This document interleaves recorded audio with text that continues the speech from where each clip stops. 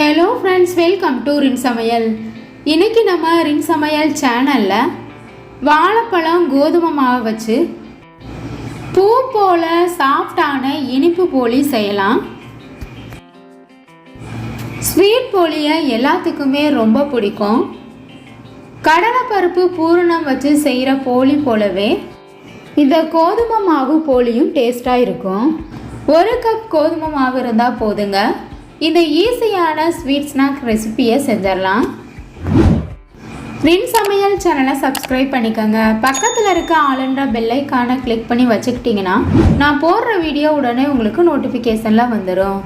போலி செய்கிறதுக்காக 1 கப் அளவு கோதுமை மாவு எடுத்திருக்கேன். தேவையான அளவு உப்பு, கலருக்காக மஞ்சள் தூள் 1/4 ஸ்பூன் அளவு சேர்த்துருக்கேன். விருப்பப்பட்டால் சேர்த்துக்கங்க. நம்ம சேர்த்துருக்க எல்லா பொருட்களையும் நல்லா மிக்ஸ் பண்ணிடலாம்.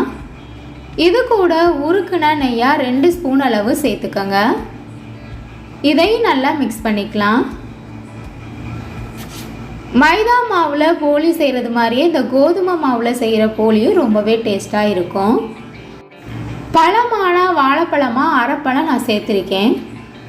மாவு கூட சேர்த்து நல்லா பிசைஞ்சிடலாம். வாழைப்பழம் சேர்த்து செய்கிறப்ப போலி நல்லா சாஃப்டாக இருக்கும். கொஞ்சம் கொஞ்சமாக தண்ணி சேர்த்து மாவை பிசைஞ்சுக்கணும். தண்ணி அதிகமாக தேவைப்படாது. 1/4 கப் அளவு தான் தேவைப்படும். முதவே அதிகமாக தண்ணி சேர்த்துடாம கொஞ்சம் கொஞ்சமாக தண்ணி சேர்த்து மாவை நல்லா சாஃப்டாக பிசைஞ்சுக்கணும். இந்த மாதிரி மாவை சப்பாத்தி மாவு பதத்துக்கு சாஃப்டாக பிசைஞ்சுக்கங்க. மாவு காஞ்சிராமல் இருக்கிறதுக்காக கொஞ்சமாக எண்ணெய் தடவி வச்சிடணும். மூடி போட்டு 1/2 மணி நேரத்துக்கு மாவை வச்சிடலாம். இந்த மாதிரி வைக்கும்போது மாவு நல்லா ஊறிடும். எந்த கப்பில் நம்ம மாவு அளந்து எடுத்தோமோ அதே கப்பில் மற்ற எல்லா பொருட்களையும் அளந்து எடுத்துக்கோங்க. 3/4 கப் அளவு வெல்லம் எடுத்திருக்கேன். அதை கடாயில் சேர்த்துட்டு இது கூட 1/4 கப் அளவு மட்டும் தண்ணி சேர்த்துக்கணும். தண்ணி அதிகமாக சேர்த்துடாதீங்க. வாசனைக்காக 2 ஏலக்காயை தட்டிட்டு சேர்த்துக்கலாம். சர்க்கரை நல்லா கரையிற வரைக்கும் சூடுபடுத்திக்கணும். பாகு பதம் பார்க்க தேவையில்லை. சர்க்கரையில் இருக்க கல்மண் தூசியை வடிக்கிறதுக்காக தான் இந்த மாதிரி சூடுபடுத்துகிறோம். இப்போ நல்லா கரைஞ்சிருச்சு, வடிச்சிடலாம்.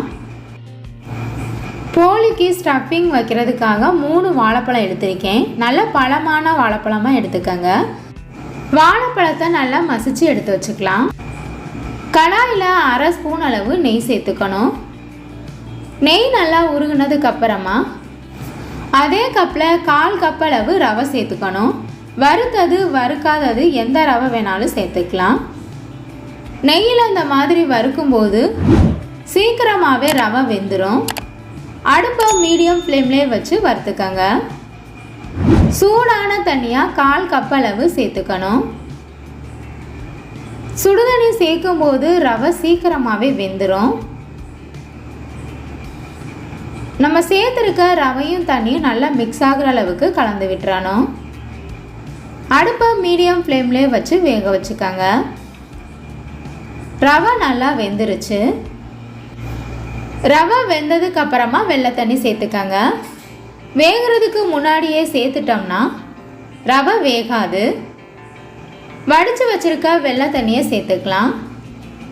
நான் திக்கான வெள்ளை தண்ணியாக தான் எடுத்திருக்கேன். இது கூட 1 பிஞ்சளவு உப்பு சேர்த்துக்கணும். இது கூட மசிச்சு வச்சுருக்க வாழைப்பழத்தையும் சேர்த்துக்கலாம். உப்பு சேர்த்து செய்யும்போது நம்ம செய்கிற ஸ்வீட் இன்னும் நல்லா டேஸ்ட்டாக இருக்கும். சேர்த்துருக்க வாழைப்பழம் ரவை நல்லா மிக்ஸ் ஆகிற அளவுக்கு நல்லா கலந்து விட்டுறணும். அடுப்பை மீடியம் ஃப்ளேம்லேயே வச்சு கலந்து விட்டுருங்க. நம்ம சேர்த்துருக்க சர்க்கரை தண்ணி நல்லா வற்றி வாழைப்பழம் ரவை எல்லாம் நல்லா வெந்து ஒன்றா திரண்டு வரும். இது கூட 1/2 ஸ்பூன் அளவு நெய் சேர்த்துக்கங்க. சேர்த்துட்டு மிக்ஸ் பண்ணிக்கணும். கடாயில் ஒட்டாமல் திரண்டு வர வரைக்கும் கிண்டிக்கிட்டே இருக்கணும். இப்போ நமக்கு பூரணம் கடாயில் ஒட்டாமல் நல்லா திரண்டு வருது. இதுதான் சரியான அளவு.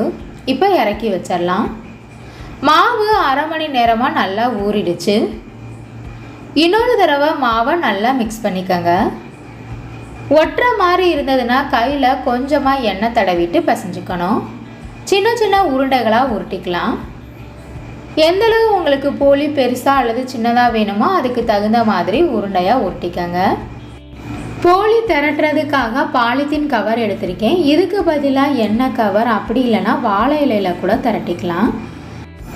நாம் உருட்டி வச்சுருக்க உருண்டையில் ஒன்று எடுத்து பாலித்தீன் கவர் மேலே வச்சுட்டு சின்ன தோசையாக கையாலே திரட்டிக்கிட்டு உள்ளே வைக்கிற பூரணம் எந்தளவு உங்களுக்கு அதிகமாக வேணுமோ அதுக்கு தகுந்த மாதிரி உருண்டையாக உருட்டி எடுத்துட்டு தோசை மேலே வச்சுட்டு ஓரத்தில் இருக்க பகுதிகள் எல்லாத்தையுமே பூரணத்தை சுற்றி நல்லா க்ளோஸ் பண்ணிடணும். பூரணம் வெளியில் வராத அளவுக்கு இந்த மாதிரி மாவை சுற்றிக்க வச்சிடணும். நல்லா உருண்டையாக உருட்டினதுக்கு அப்புறமா கையாலேயே எந்த அளவுக்கு உங்களுக்கு போலி மெலிசாக வேணுமோ அதுக்கு தகுந்த மாதிரி திரட்டிக்கணும். மைதா மாவில் செய்கிற போலி போலவே வாழைப்பழம் கோதுமை மாவில் செய்கிற போலியும் ரொம்பவே டேஸ்ட்டாக இருக்கும். உள்ளங்கையால் இந்த மாதிரி திரட்டுறப்போ ரொம்பவே ஈஸியாக இருக்கும். இப்போ நமக்கு போலி ரெடி ஆயிடுச்சு. இதே போல் மீதம் இருக்க எல்லா மாவையும் திரட்டி வச்சுக்கலாம். தோசைக்கல்லில் கொஞ்சமாக நெய் அல்லது எண்ணெய் தடவிட்டு திரட்டி வச்சுருக்க போலியை தோசைக்கல்லில் போட்டு சுட்டு எடுத்துக்கோங்க. ஈவினிங் ஸ்நாக்குக்கு சாஃப்டான இனிப்பு போலி ரெடி ஆயிடுச்சு. இதே போல் மீதம் இருக்க எல்லா போலியையும் சுட்டு எடுத்துக்கலாம். பூ போல் சாஃப்டான போலி உங்களுக்கு பிடிச்சிருந்ததுன்னா ரின் சமையல் சேனலை சப்ஸ்கிரைப் பண்ணிக்கோங்க ஃப்ரெண்ட்ஸ். வீடியோ பிடிச்சிருந்ததுன்னா மறக்காமல் ஒரு லைக் கொடுங்க ஃப்ரெண்ட்ஸ். கமெண்ட் பண்ணுங்கள், ஷேர் பண்ணுங்கள். பக்கத்தில் இருக்க ஆளுன்ற பெல் ஐகானை கிளிக் பண்ணி வச்சுக்கிட்டிங்கன்னா நான் போடுற வீடியோ உடனே உங்களுக்கு நோட்டிஃபிகேஷனில் வந்துடும். Thank you friends.